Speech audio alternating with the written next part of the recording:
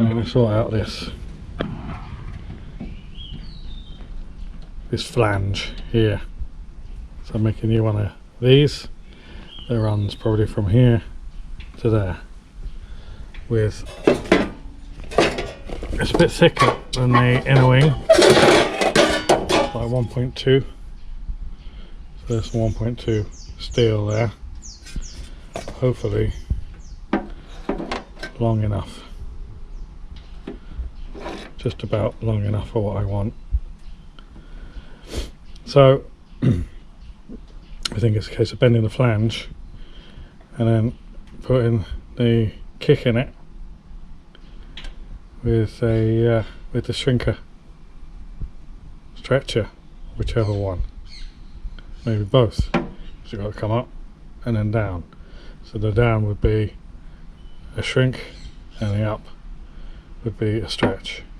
So I'll clean this piece of old crappy steel up first, flatten it out a bit, and then make myself a piece of angle. Cleaned off the paint and rust and whatnot, and now what I'm going to do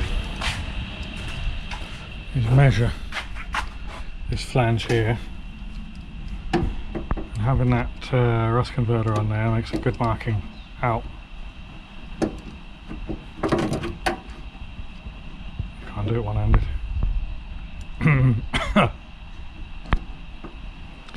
Going to make it ever so slightly bigger, trim it to size, so we can call that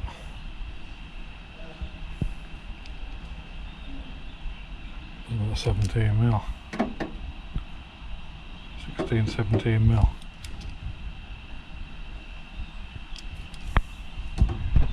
Yeah, we'll do that. We love that, and then can scribe that on, lock it off, and just scribe it.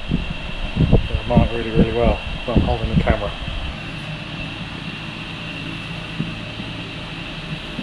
I can see it anyway.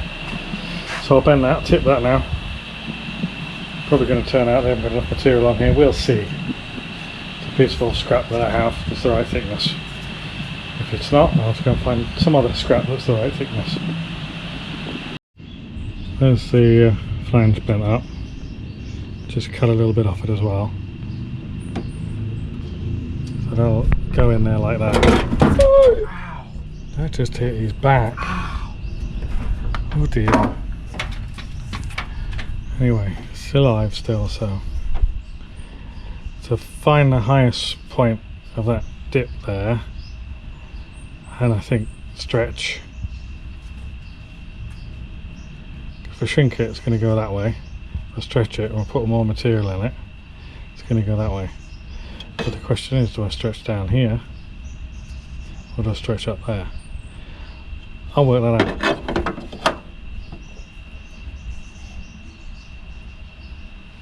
I'll work that out. Ah, yeah, I have to stretch this bit. I have to stretch this flange down here. If I stretch that bit, I'll put a curve in it. If I put that bit in there, then I'll put a dip in it. Right. So I'm going to find the centre of the dip, and then I'm actually going to cut some of that material away as well, so I'm not quite stretching so much. And it doesn't really, it's not really rock down there. So I'll just pick an arbitrary, maybe make it an inch, 25mm from the top of here, mark it on there, cut it up, and then find the centre and do some stretching on this edge. So we stretched it and it's alright. Back and forth lots of times, but that now follows that profile along there up until about here.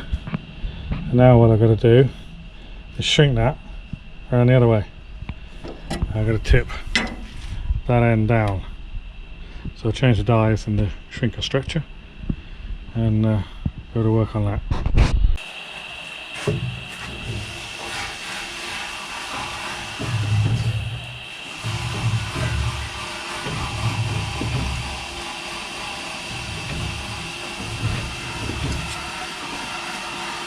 Well, hopefully I can get that to kick down. It needs to be from about there, I think.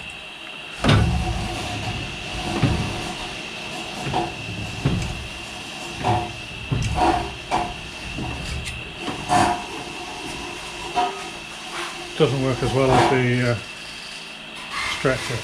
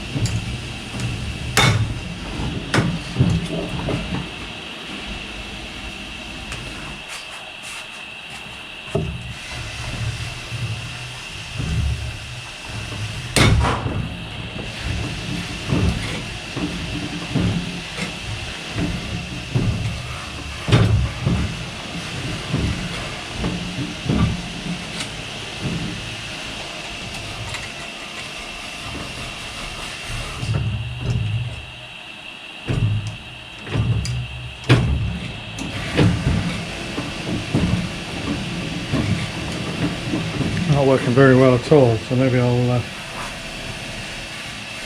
pull the dies apart and have a look what's going on. I think basically what's happened is the teeth on the dies are just slipping because they're all full of paint from that painted stuff I was playing with earlier.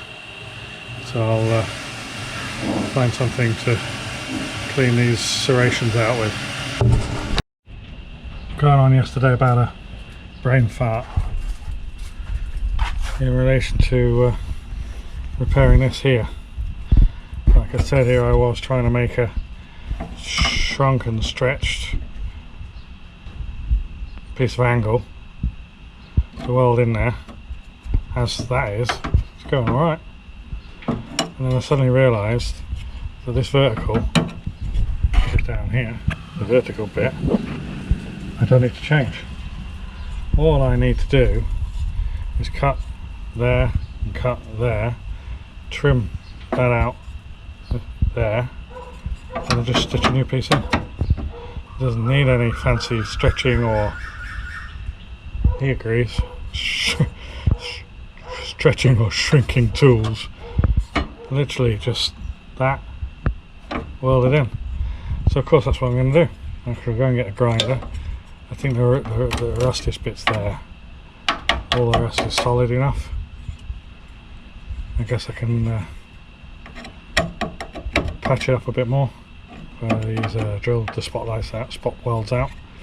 So yeah, just cut along there to there, and then wang a new bit in there. Once all the new bit's in there, I'll have to cut it with the snips to the right length. So I've prepped up the area now. Got this down to bare metal, so I can, because you can't when the flange is in there easily, you can't see it anyway. So yeah, ground all this up, trimmed all that, got that flush, and now we'll get the piece in there. So I've got the strip now clamped with these Cleco clamps in place. So what I'm going to do is, it's not fully conforming because it's difficult, because it's in free space. It's basically just floating in that gap. So yeah, I'm just going to put a spot on here, and a spot on there. There are the two areas I can see, and then just tease it into place, and then yeah, carry on all the way along over to here. And this is slightly over length, so when I get up to here I can take that clamp off and just put a cut through there with a grinder and then weld it up. It'll be exactly the right length though, so it's butted in there and overlapping on there. As I say, I can just bloop, cut through that, and it'll be a good fit.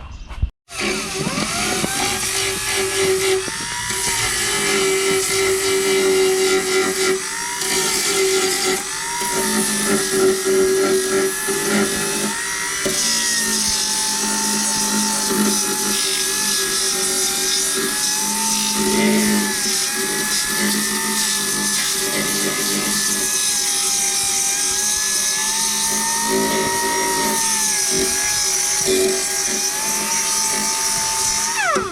the wheel to the Well, I'm recording, you might hear you. Right. I'm not telling you who we're talking about. So, that's done. That's it. Put some rust thingy-majiggly on there, and we're all good to go. This is the panel that I made, that you've seen I've made, I think. Go on there. You've seen it 100 times already. And I just had a quick look on the inside of the car, and that profile is good. It will be good with a, you know, with a couple of clamps on there. So yeah, stop it going flash rusty. If you saw the transit video that I just shot, I did a load of paint removal yesterday, left it in bare metal, came back this morning and it was just orange with flash rust overnight. It's mental. So I used phosphoric acid on it, and that'll deal with all that. I am going to use the Worth on that, the black, turn it black, the rust converter.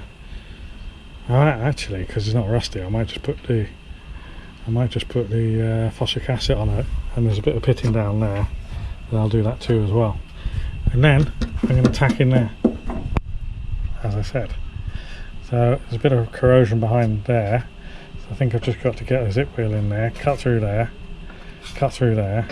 get that piece out, deal with what's behind it, and stitch it back in again. And I guess while it's open, maybe open it up bigger than it needs to be, bearing in mind where the spot welds are, and then I can get behind there and clean it up as well.